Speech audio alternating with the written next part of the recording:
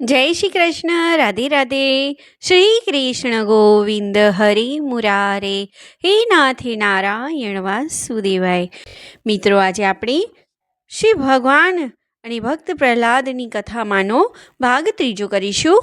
શ્રીમદ ભાગવત મહાપુરાણ 7મો સ્કંદ, બીજો અધ્યાય.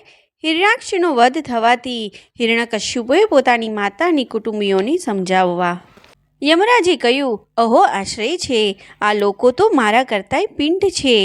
લોકોનું જન્મવું અને મરવું બરાબર જુએ છે, છતાં પણ આટલા મૂઢ થઈ ગયા છે. અરે, આ મનુષ્ય જ્યાંથી આવ્યો હતો ત્યાં જ ચાલ્યો ગયો. આ લોકોએ પણ એકને એક દિવસ ત્યાં જ જવાનું છે. તો પછી આ લોકો વ્યર્થ શા માટે આટલો શોક કરે છે? અમે તો તમારા કરતાં લાખ ગણા સારા છીએ, પરમ ધન્ય છીએ, કારણ કે અમારા માતા પિતાએ અમને છોડી દીધા છે. અમારા શરીરમાં પર્યાપ્ત શક્તિ પણ નથી, તો પણ અમને કોઈ ચિંતા નથી. વરુ વગેરે હિંસક પ્રાણીઓ અમને કશી હાનિ પહોંચાડી શકતા નથી. જેણે ગર્ભમાં રક્ષણ કર્યું હતું તે જ આ જીવનમાં પણ અમારું રક્ષણ કરતો રહે છે. હે દેવીઓ, જે અવિનાશી ઈશ્વર પોતાના આનંદ ખાતર આ જગતનું સર્જન કરે છે, પાલન કરે છે અને નાશ કરી દે છે, તે પ્રભુનું આ જગત તો એક રમકડું માત્ર છે. તે આ ચરાચર જગતને શિક્ષા, દંડ કે પુરસ્કાર આપવામાં સમર્થ છે. ભાગ્ય અનુકૂળ હોય તો રસ્તામાં પડી ગયેલી વસ્તુ પણ જેમની તેમ પડી રહે છે, પરંતુ ભાગ્ય પ્રતિકૂળ થવાથી ઘરની અંદર તિજોરીમાં મૂકેલી વસ્તુ પણ ખોવાઈ જાય છે. જીવ જંગલમાં પણ કોઈના સહારા વિના દૈવ્યની કૃપા દ્રષ્ટિથી ઘણા સમય સુધી જીવતો રહે છે, પરંતુ દેવના વિપરીત થવાથી ઘરમાં સુરક્ષિત રહેલો હોવા છતાં પણ તે મરી જાય છે. હે રાણીઓ, બધા પ્રાણીઓનું મૃત્યુ પોતાના પૂર્વજન્મમાં કર્મોની વાસના અનુસાર સમય આવ્યે થાય છે, અને તે જ અનુસાર તેમનો જન્મ પણ થાય છે. પરંતુ આત્મા શરીરથી અત્યંત ભિન્ન છે, તેથી તે તેનામાં રહેતો હોવા છતાં પણ તેના જન્મ મૃત્યુ સાથે તેનો કોઈ સંબંધ નથી. જેમ મનુષ્ય પોતાના મકાનને પોતાનાથી અલગ અને માટીનું બનેલું સમજે છે, તે તેવી જ રીતે આ શરીર પણ આત્માથી અલગ અને માટીનું બનેલું છે. મનુષ્ય મોહને લીધે તેને પોતાનું સમજી લે છે. જેમ પાણીનો વિકાર પરપોટો છે, માટીનો વિકાર ઘડો છે અને સોનાનો વિકાર દાગીના છે, તે બધા રૂપાંતર થઈને નષ્ટ થઈ જાય છે. તેવી જ રીતે જળ, તેજ આદિ તત્વોના વિકારથી બનેલું આ શરીર પણ કાળના પ્રભાવથી બને છે અને નષ્ટ થઈ જાય છે.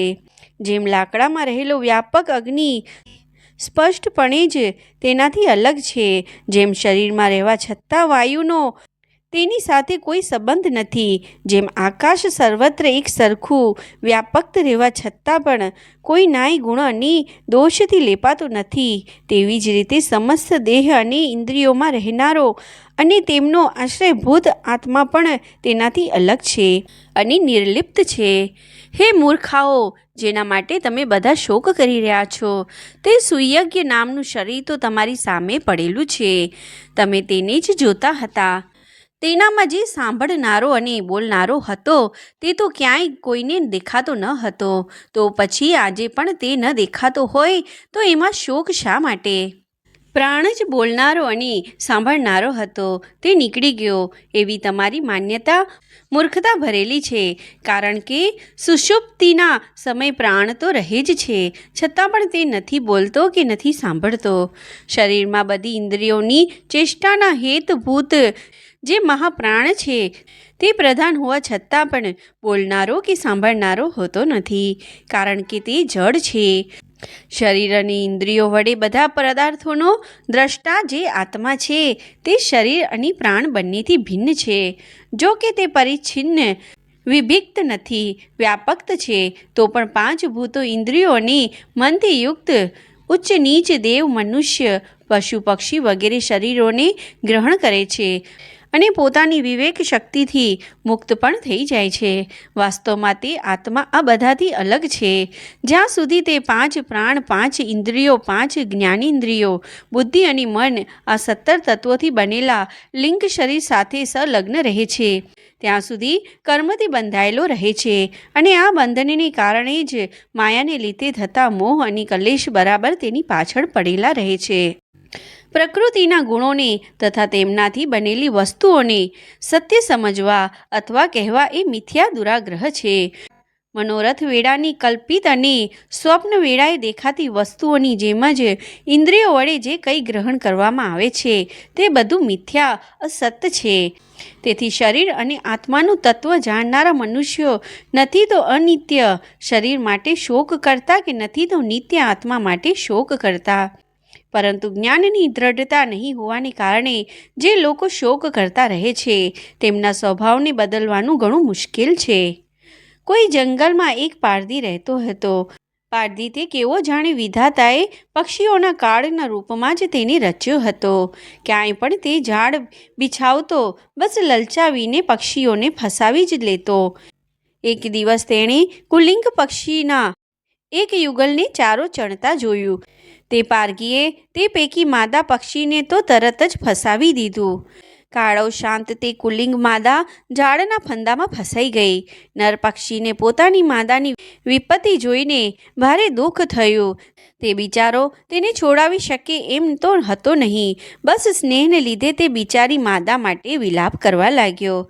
તે કહેવા લાગ્યો, આમ તો વિધાતા સર્વ કાંઈ કરી શકે છે, પરંતુ તે છે ઘણો જ નિર્દય. આ મારી સહચરી એક તો રહી સ્ત્રી જાત અને બીજું મુજ અભાગ્ય સારું શોક કરતી તે ઘણી દીનતાથી તરફડી રહી છે. તેને લઈને તે વિધાતા કરશે શું? એને આનંદ થતો હોય તો મને લઈ જાય.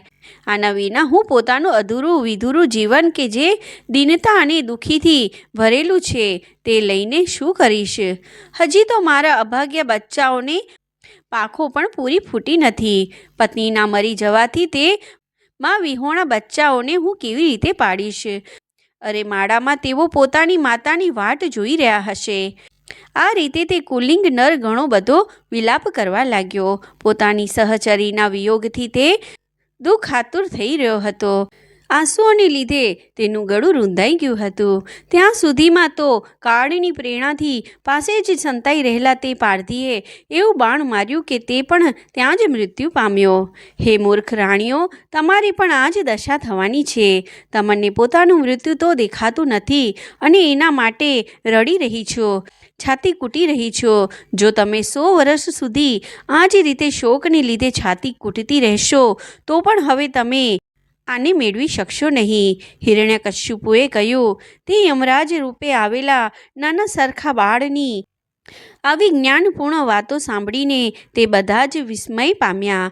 યુષિનર નરેશના ભાઈ બંધુઓ અને તેની પત્નીઓએ એ વાત સમજી લીધી કે સમસ્ત સંસાર અને એના સુખ દુઃખ એ બધું જ અનિત્ય અને મિથ્યા છે. યમરાજ આ ઉપાખ્યાન સાંભળીને ત્યાં જ અંતર ધ્યાન થઈ ગયા. પછી સગા સંબંધીઓએ પણ સુયજ્ઞની અત્યેષ્ટિ ક્રિયા કરી. તેથી તમે બધા પણ પોતાના માટે કે બીજા કોઈના માટે શોક ન કરો. આ સંસારમાં કોણ આત્મા છે અને કોણ આત્માથી ભિન્ન? શું પોતાનું છે અને શું પારકું? પ્રાણીઓને અજ્ઞાનને કારણે જ આ પોતાનું પારકું એવું દુરાગ્રહ થઈ રહ્યો છે. આ ભેદ બુદ્ધિનું અન્ય કોઈ કારણ નથી સિવાય કે અજ્ઞાન.